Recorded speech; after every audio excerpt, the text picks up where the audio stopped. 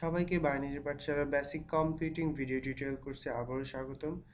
গত পর্বে আমরা শুরু করেছিলাম কিভাবে প্রেজেন্টেশন স্লাইড বানাতে হয়। আজকে আমরা আরও কিছু কাজ করব তার ভিতরে। চলুন তাহলে দেখা যাক। আজকে আমরা যেটা করব, এই ওয়েলকাম টু মাই প্রেজেন্টেশন, এখানে কিছু অ্যানিমেশন অ্যাড করব যাতে এই ফ্রন্টটা একটু বিভিন্ন স্টাইলে পেজের ভিতরে আসে। সেটা করার জন্য আমাকে যেটা করতে হবে, আমি এখানে অ্যানিমেশনে ক্লিক করব, তাহলে অনেকগুলো অ্যানিমেশনে ক্লিক করার পর অনেকগুলো অপশন দেখতে পাবো। আমি এখান থেকে চাইলে যে কোনো একটি ইচ্ছা মতো চুজ করে নিতে পারবো। আমি যেমন একটি স্মাইলি ফেস রয়েছে এখানে আপডেট ভার্সনে, আমি এটা সিলেক্ট করলাম। দেখুন অটোমেটিকলি স্মাইলির মতো আমার প্রেজেন্টেশনের ওয়েলকাম টু মাই প্রেজেন্টেশনটি স্লাইড হচ্ছে। তারপর আমি যেটা করব, এমএস আবিদেও একটি অ্যানিমেশন অ্যাড করব। সাপোজ আমি যদি বাউন্স অ্যাড করি, দেখুন এটি ছিল বাউন্স।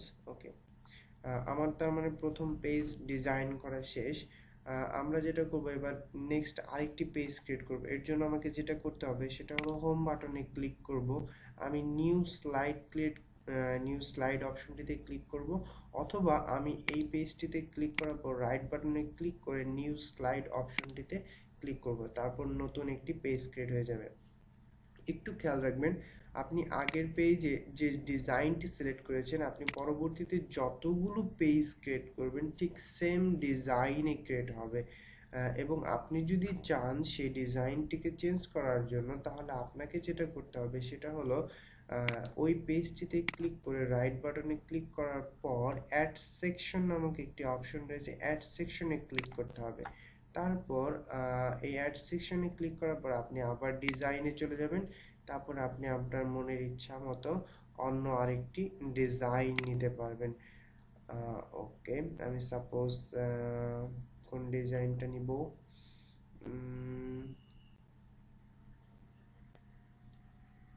ওকে আমি এই ডিজাইনটি সিলেক্ট করলাম।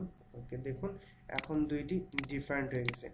যদি আমি এই সিলেকশনটি না করতাম, তাহলে আমি যতবার পেজ ক্রিয়েট করব ততবার সেম আগে যে ডিজাইনটি থাকবে সেই ডিজাইন অনুযায়ী পরবর্তী পেজগুলো ক্রিয়েট হবে।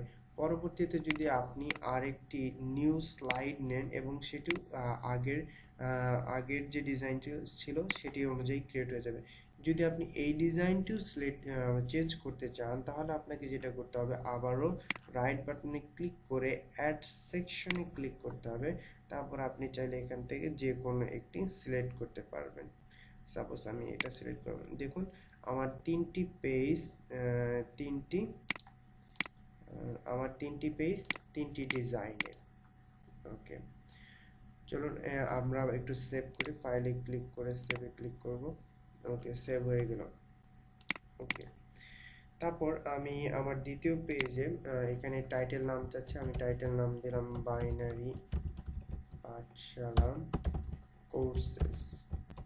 ওকে, আমি আমার ক্লিক টু অ্যাড টেক্সট, এখানে আমার কোর্সের নামগুলো দিতে পারি। Basic computing, okay, next C and C plus plus programming language, next freelancing, যেগুলো আমাদের বাইনারি পাঠশালায় রয়েছে। ওকে, এরকম আমাদের আরো অনেক কোর্স রয়েছে। সো এগুলো আমরা পুরোটুকু লিখতেছি না। আপনি চাইলে কি করতে পারেন, এখানেও অ্যানিমেশন সেট করতে পারেন প্রত্যেকটিতে। বেসিক কম্পিউটিং এর জন্য আপনাকে যেটা করতে হবে, অ্যানিমেশনে ক্লিক করতে হবে, তারপর এখান থেকে যে কোনো একটি আবার সিলেক্ট করে দিতে হবে। এরকম প্রতিটি লাইনেই আপনি অ্যানিমেশন সেট করতে পারেন। ওকে, আমরা যেটা আরেকটা জিনিস দেখবো সেটা হচ্ছে পেজে কি করে অ্যানিমেশন সেট করা যায়। এজন্য আমরা যেখানে ক্লিক করব সেটা হচ্ছে ট্রানজিশনে ক্লিক করব। আমি চাইলে এখান থেকে যে কোনো একটি অপশন আমার পেজের জন্য সিলেক্ট করে দেব। সাপোজ আমি এই অপশনটি সিলেক্ট করলাম, কার্টেইনস। ওকে, দেখুন কত সুন্দর করে আমার ওয়েলকাম পেজটি আসতেছে। আমি দ্বিতীয় পেজের জন্য এরকম ডিজাইন সিলেক্ট করতে পারবো। এর জন্য দ্বিতীয় পেজে প্রথমে ক্লিক করব, দেন ট্রানজিশনসে ক্লিক করার পর আমি এখান থেকে যে কোনো একটি সিলেক্ট করে দেবো। সাপোজ আমি এটি সিলেক্ট করলাম, দেখুন কত সুন্দর করে পেজ চেঞ্জ হয়ে গেল। আমি তৃতীয় পেজের জন্য ডিজাইন করতে পারবো। সাপোজ আমি এখান থেকে যদি এটি সিলেক্ট করি, এটা হচ্ছে দ্বিতীয়তম ডিজাইন। ওকে, আমরা লাস্টে লিখে দেই thank you, thank you. Okay, title. Okay, আমি যদি চাই এই লেখাটিকে মাঝখানে আনার জন্য, তাহলে আমরা যেটা করব সেটা হলো হোম বাটনে ক্লিক করার পর আমরা এই অপশনটিতে ক্লিক করব। দেখুন আমার থ্যাংক ইউ লেখাটি মাঝখানে চলে গেছে। এবং আমি চাচ্ছি না আমার এই সেকশনটির সাবটাইটেল যে সেকশন, সেই সেকশনটির কোনো প্রয়োজন নেই। তখন আমরা যেটা করব সেটা হলো এখানে আগে আসব, এসে রাইট বাটনে ক্লিক করে কাট অপশনটিতে ক্লিক করব। দেখুন আমার শুধু টাইটেল অপশনটি রয়েছে এবং আমি এখানে এটিকে টেনে মুভমেন্ট করাতে পারবো, মাঝখানে এনে বসিয়ে দিলাম। এখন আনফরচুনেটলি যদি আমার আবার সেই সাবটাইটেল সেকশনটিকে যদি আবার প্রয়োজন হয়, তাহলে আমাকে যেটা করতে হবে, আমাকে লেআউটে ক্লিক করতে হবে। দেন এখানে অনেকগুলো যে যে প্রয়োজন আপনার যে কোনো একটি লেআউট আপনি সিলেক্ট করতে পারেন। By default normally title and content এই অপশনটি থাকে। আমি ক্লিক করলে দেখতে পাবো আবার আগের মতো চলে এসেছে।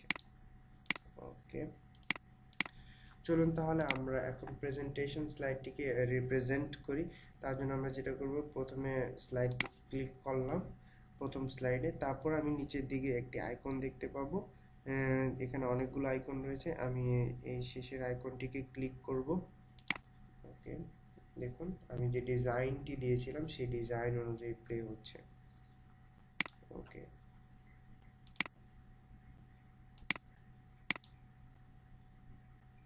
then next page, then next page. Thank you. আমরা রাইট বাটনে ক্লিক করলে ইনশোতে চলে যাব। এই ছিল আমাদের কিভাবে প্রেজেন্টেশন স্লাইড বানাতে হয় এর দ্বিতীয় পর্ব।